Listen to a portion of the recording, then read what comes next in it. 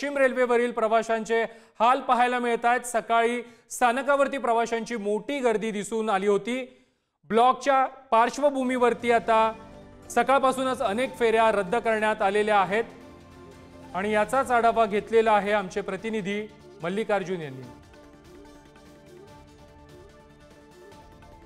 पश्चिम रेल्वे प्रवाशांसाठी एक मोठी बातमी आहे। मी सध्या उभे आहे बोरिवली पश्चिम रेल्वे मार्गावर। पश्चिम रेल्वे या भागात मालाड गोरेगाव या मार्गावर 6व्या टप्प्याचा जलद मार्गाचा काम सुरू करण्यात आलेला आहे। 6व्या टप्प्याचा हा काम सुरू करण्यात आलेला आहे। 22 सप्टेंबर पासून हा काम सुरू करण्यात आलं। 22 सप्टेंबर ते 4 ऑक्टोबर पर्यंत हा काम सुरू राहणार आहे, ज्यामध्ये मेजर ब्लॉक देखील करण्यात आलं होतं। अनेक फेऱ्या देखील रद्द करण्यात आलेल्या आहे। यामध्ये आता 128 तास शिल्लक राहिलेल्या कामामध्ये त्या निमित्ताने की जे मेजर ब्लॉक आहेत ते देखील कमी करण्यात येत आहे थोडा थोडा करून, ज्यामध्ये अनेक गाड्या देखील रद्द करण्यात आल्या। 150 ते 175 गाड्या देखील यामध्ये रद्द करण्यात आलेला आहे।